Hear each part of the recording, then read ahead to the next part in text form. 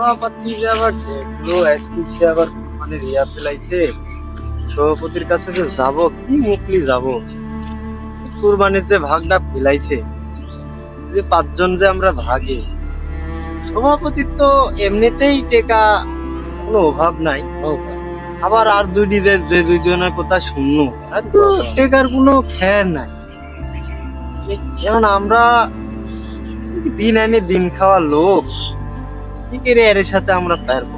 একটু বুঝা বললেন, ধরেন যে সামনে ঈদে ধরেন যে বাল বাচ্চা কিছু দিতে পারেনি, একটু জামা কাপড় দেওয়া লাগবেই ভাই, যেভাবে হোক। বুঝাইলে তো সব- রোজার ঈদটা চলে গেল, বসালে কিছুই কিনে দিতে পারলো নি।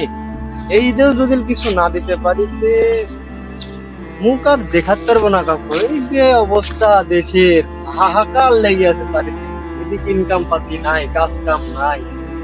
এদিকে কি করবো? খুব কষ্টে 10-12 হাজার টাকা ধর বাড়িতে মানে ম্যানেজ করেছি। আমিও তো ধরেন যে ভাই বিলে খাটি, আমি আর কয় টাকা বেতন পাই? যা পাই দিন ইনকাম করে দিন খাই ভাই। এখন কিছু টাকা আছে, ওই মানে দিব কিছু, আর মনে করতে যে কিছু জামা কাপড় কিনে দিব, এই মনে করে আছে। একটু কথাগুলি কম সময়ের ইয়া করেন। সভাপতির কাছে যাই, আগে যাই একটু সভাপতিকে একটু বোঝা বলি। ভাই, যেহেতু সভাপতির কাছে যাচ্ছি, ঠিক আছে, কোরবানির ভাগটা বড়ই দিতে হবে, কিন্তু লাখ দু একটা নিতে তো কোরবানি দেওয়া যাবে না এখন করতে বাজার আর মান সম্মানের ব্যাপার ভাই। না কোরবানি বড় দেখে দিতে হবে, না হলে তো মান সম্মান থাকবে না, লোকজন খাওয়াবো কি? একটা তো প্রেস্টিজের ব্যাপার আছে গ্রামে, বুঝলেন না? বড় দেখে কোরবানি দিতে হবে, যাতে মানুষ বুঝতে পারে যে দিল রে কোরবানি। সেহেতু সভাপতির কাছে যাচ্ছেন, একটু ভালো করে বুঝাবেন। না, আমারও তাই। আত্মীয় স্বজন দেখা যায় যে কুরবানি দেওয়ার পর আর মাংস টাংস থাকেই না, ফ্রিজে কি থুবো আর আত্মীয় স্বজনে কি দিব? দেহি যাই, যা দেখি আর কথা বলি। এখনকার যে বাজার 2 লাখ টাকার নিচে কোরবানি দেওয়াই যাবে না একবারে। 2 লাখ আর 3 লাখ দিয়া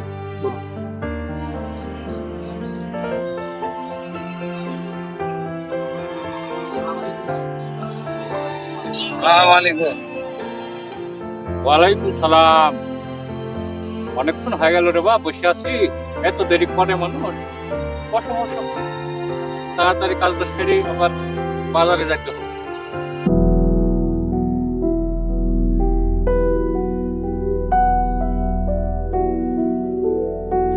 তো যাই হোক, সামনে তো কোরবানির ঈদ। এখন এই সমাজের, তো আমাদের যেরকম সমাজ, কেউ তো কোরবানি দেওয়া বাধ্যই নি নাকি? সবাই তো কোরবানি দিই। এখন আমরা সভাপতি মানুষ, এখন তোমারে ভাগে আমার ভাগ ফেলাইছে। তো তোমরা কে কিরকম কোরবানি দেবে একটু বলো, নাকি বলছো? হ্যাঁ, আচ্ছা, তাহলে কে কিরকম কোরবানি দেবে একটু? ঘটনা হয়েছে সভাপতি সাহেব, টাকা পয়সা তো আল্লাহ দিলে কোনো অভাব নাই। আগের বীর কুরবানি দিয়েছেন 40,000 টাকা, দিতে ধরেন ওই আত্মীয় স্বজন এসে নিজেও ভালোভাবে খেতে পারেনি। বিষয় হলো যে এবার একটু বড় সড়ো দেহি কুরবানি দিব, টাকা ধরেন আপনার 1-1.5 লাখ যাই লাগুক, একটু বড় সড়ো দেহি ভাগ ফেলা। ঠিকই বলিস সভাপতি সাহেব, ভাই যেটি বলিস এটি করেন। বড় দেখে একটা ভাগ লাগান, টাকা পয়সার তো অভাব নাই আমার। ভাই যদি বলিছে তাহলে আমারও একই মত। ঠিক আছে, বড় দেখেই ভাগ লাগান একটা। আচ্ছা, তাহলে তোমার কি মত? কি আর বলবো সভাপতি সাহেব, ওরা তো ধরেন গরিব মানুষ। এখন সমাজের দিক থেকে এভাবে ধরেন যে ভাগটা ফেলা দিছে, মানাও করতে পারিনি। শেষে আপনারাই ছিলেন সবাই, আপনাদের সাথে আমার এই ভাগটা পড়েছে। তো আমরা তো ধরেন যে গরিব মানুষ, আমাদের কাছে অত টাকা পয়সা নেই। এখন আমরা ধরেন খেটি খাই, দিন আনি দিন খায়, খুব কষ্ট হয়ে যায়। নিজের পরার কাপড়টাও ধরেন যে খুব কষ্ট করে ভেবে চিন্তে আমার কিনা লাগে। যে এই যে কুরবানি আইছে, কুরবানি তো এটা ধরেন যে আল্লাহর হুকুম পালন করা। আমরা তো ধরেন যে এখন বললে খারাপও লাগবেন মানুষ, আমরা ওই মানুষ দেখানি কুরবানির দিন, আমরা আল্লাহ রাজে খুশি করানোর জন্য কুরবানিটা ধরেন দিই। তো আমারে আল্লাহ অত সামর্থ্য দেয়নি যে আমরা এসে 50,000, 80,000, 1 লাখ টাকার ভাগ। আমরা গরিব মানুষ, আমরা অল্পতেই সন্তুষ্ট থাকি সভাপতি সাহেব। আমারে ধরেন যে এই 1010 টাকা হলেই আমরা মনে করি যে আল্লাহর রহমতে বহুত টাকা হয়ে গেছে আমারে, আমরা এতেই একটা যাই হোক ধরেন যে সবাই মিলেমিশে নিজের সৎ টাকা দিই ধরেন যে আমরা এই কুরবানিটা দিব। কিন্তু এখন এই যে বড় ভাইয়েরা আসছে, বড় ভাইয়েরা যে কথা বলছে যে আমার এর সম্ভব না সভাপতি সাহেব, এত টাকা আমরা ধরেন যে গোটা মাস তো দূরের কথা, গোটা বছরেও ধরেন যে এত টাকা আমরাও করবেন কোনো সম্ভব না। দেখো রে ভাই, এখন বিষয় হচ্ছে কুরবানি তো একটা গরু কিনতে গেলে 2 লাখ 2.5 লাখ 3 লাখের নিচে চোখেই ধরে না। কুরবানির হাটে গেলে গরু 10টা দেখলে ধরো 5টায় এই 3 লাখ 4 লাখ এরকম। এখন এই 10-20 হাজারে আর কি ভাগ দিব ভাই? এখন কি আর করার না, আমি তো ধরো সভাপতি মানুষ, আমার তো আত্মীয় স্বজন আর মেলা, আরেক মাংস টাংস দিই, যদি বছরকার দিনে যদি দাওয়াত দিই না দিই তাহলে তো একটা খারাপ দেখা না বিষয় না। আমাকে তো ভাই বড়র ভাগে দিতে হবে। এখন কি যে করি, ছোটর ভাগ। আচ্ছা তোমার কি মতামত, তুমি বলো দেখি শুনি। সভাপতি সাহেব, আমাদের ধরেন মাঠে ঘাটে খাই, দিনের দিন খাওয়া লাগে, এত টাকা আমরা পাবো কোথায়? আমাদের ধরেন তো ভাইয়ের কোথায় 10-12 হাজার হলে আমাদের ভালো হয়। আগের ধরেন যে ঈদে বউ বাচ্চা কিছু দিতে পারিনি, এবার তো অন্তত একটা কিছু আশা করে বউ বাচ্চা আমাদের ধরেন যে একটা পরনের লুঙ্গিও কিনতে পারিনি। আমাদের না নিজে পেটে যদি না কিনি কিটা দেবী ভুলে, আর এত টাকাতে ভাগ দেওয়া তো আমাদের সম্ভব না। এখন বিষয় হচ্ছে যে ভাই কি বলবো, কুরবানি তো ধরো 2 জন বাড়ালো বড়র ভাগ। এখন আমিও তো চিন্তা ভাবনা বড়র ভাগ। এখন তোমরা তো বুঝোই এই 10,000 12,000 15,000 ভাগ এখন আর নাই। এখন ভাগ মেলাবো বুঝলেই 40 50 60 এইরকম।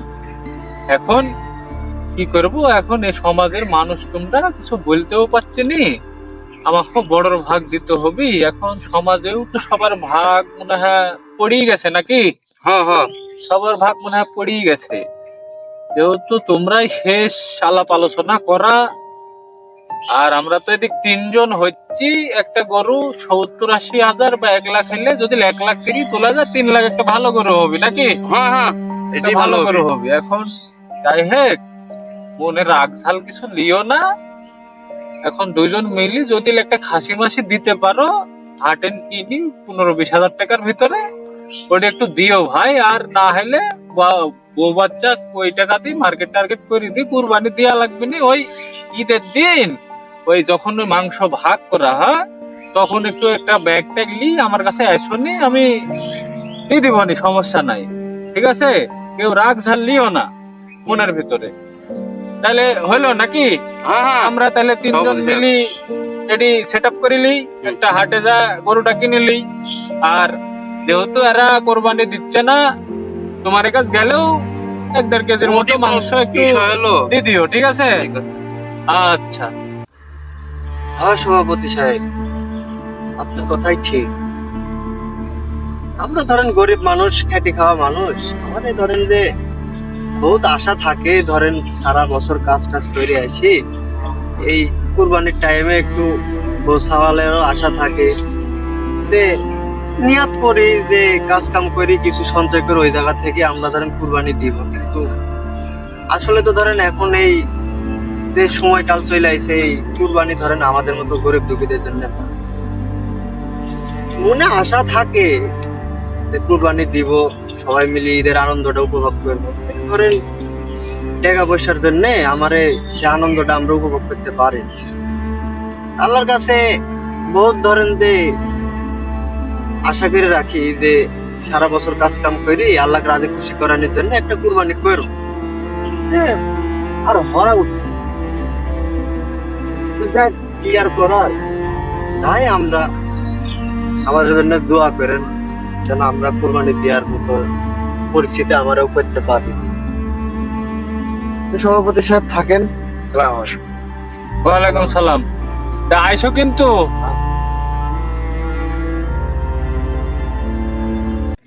যাই হোক, একটা হাটের দিন একটা ভালো দেখে একটা গরু কিনে লিও নাকি? আমার তো সময় নাই, তোমরা দুজন যা পছন্দ করি, দাম যা লাগে একটা লি চলে এসো, ঠিক আছে? এসে আমাকে ডাকো নাকি?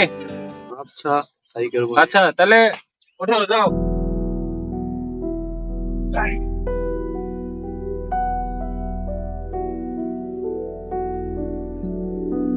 তোমরা যাও ভালো করে, আর দেখে শুনে একটু কিনো, ঠিক আছে? আচ্ছা ঠিক আছে। আমাদের ভিডিওর মূল উদ্দেশ্য হচ্ছে যে কুরবানির ভাগ নিয়ে। আপনারা সবাই আশা করি বুঝতে পারছেন, একটা সমাজে অনেক শ্রেণীর মানুষ বাস করে, কেউ গরিব থাকে, কেউ বড় লোক থাকে। তো আমরা যারা কুরবানির ভাগ দেবো আর কি, ফেলাবো আর কি, তো একটু চিন্তা ভাবনা করে তারপরে দেখবো যে কে বড় ভাগ দিবে, কে ছোট ভাগ দিবে, কার পরিস্থিতি কেমন। কখনো কাউকে উপহাস করে বা কাউকে কুরবানির ভাগ দিতে হবে না, তুমি পারলে দিও, না পারলে আমার কাছ থেকে এসে সাহায্য নিও, এরকম কথা কাউকে বলবো না। কারণ কার মন মানসিকতা কেমন আমরা কিন্তু কেউ বলতে পারবো না। তো এগুলো মাথায় রাখতে হবে সবাইকে। আমরা সবাই যেন সুস্থ সুন্দরভাবে একটা সমাজ গঠন করে রাখতে পারি, এটাই চেষ্টা করতে হবে আর কি। মানুষকে দেখানোর জন্য কুরবানি দেবেন না, একমাত্র লক্ষ্য থাকতে হবে আল্লাহকে রাজি খুশি করানোর জন্য। সো আমাদের ভিডিওটি যদি ভালো লাগে আপনাদের, তাহলে অবশ্যই আমাদের ভিডিওতে একটা লাইক করবেন। যদি চ্যানেলটি সাবস্ক্রাইব করা না থাকে এবং যদি ফেসবুকে থেকে দেখেন, তাহলে যদি ফেসবুকটা ফলো করা না থাকে, তাহলে অবশ্যই ফেসবুক পেজটাকে ফলো করে দেবেন। এবং যারা ইউটিউব থেকে দেখছেন তারা অবশ্যই চ্যানেলটিকে সাবস্ক্রাইব করে পাশে থাকবেন। দেখা হচ্ছে নেক্সট ভিডিওতে। সবাই ভালো থাকবেন, সুস্থ থাকবেন। আল্লাহ হাফিজ।